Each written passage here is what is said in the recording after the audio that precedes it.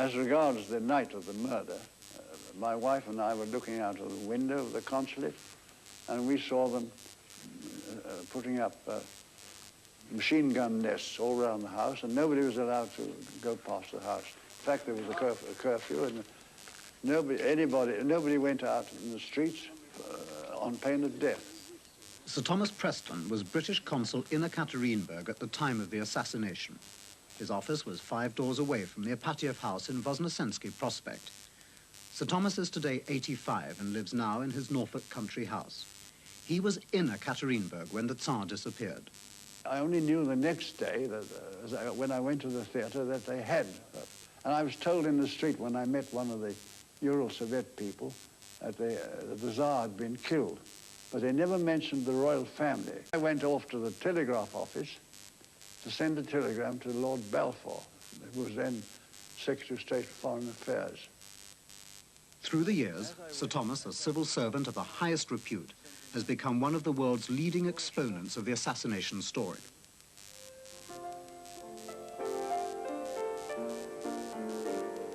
Any suggestion that what happened 5 doors away from his consulate may not have been as it seemed has always met with a stiff letter to the Times or a careful and patient restatement of the facts.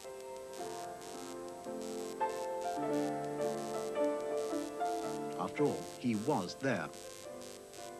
Quite properly, he took the Soviet announcement in Ekaterinburg at its face value and informed the Foreign Office accordingly.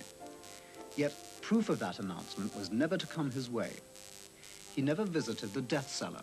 He never analyzed the physical evidence. One might add it was not his job to do so. During the ensuing months, Sir Thomas was to report most efficiently what he picked up from subsequent official investigators. But his evidence was that of his ears, not his eyes.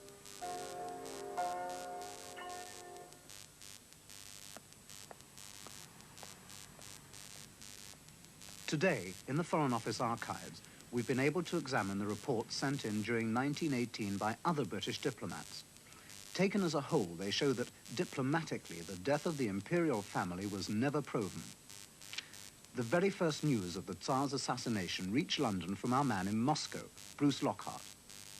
He quoted a good Bolshevik source, which the FO certainly found quite plausible. We have no information beyond the report which has appeared in the press based on official Russian wireless news, but have no reason to doubt its authenticity.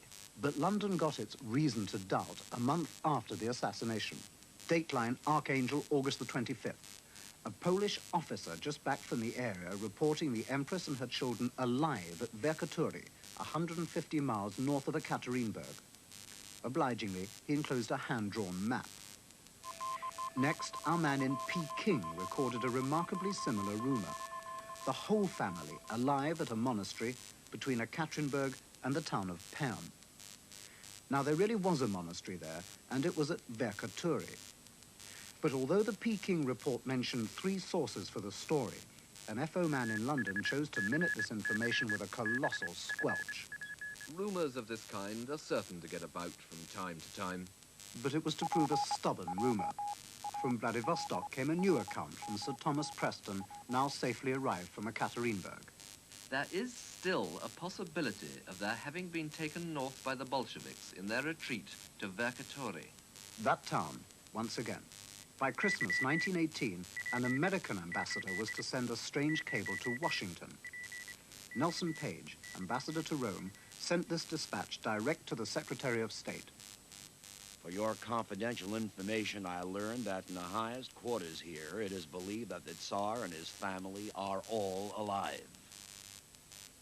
From this mass of conflicting evidence, we've discovered just one report that stands out from the others because it's searching, skeptical, and for once records not just the evidence of the ear, but of the eye. It was sent 3 months after the Tsar's disappearance, direct to the King of England. It records the only visit made by a British diplomat to the scene of the alleged murder. Sir Charles Elliot, British High Commissioner in Siberia. It will be seen that the statement of the Bolsheviks is the only evidence for the death of the Tsar. And it must be admitted that since the Empress and her children, who are believed to be still alive, have totally disappeared, there's nothing unreasonable in supposing the Tsar to be in the same case. Apart from his general doubts, Sir Charles records another tantalizing fragment of information, a clue which has cropped up from a variety of sources during our own researches.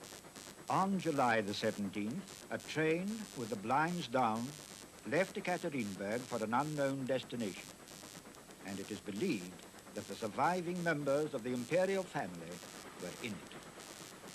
It is the general opinion that the Empress, her son and 4 daughters were not murdered, but were dispatched on July the 17th to the north or west. It seems probable that the imperial family were disguised before the removal.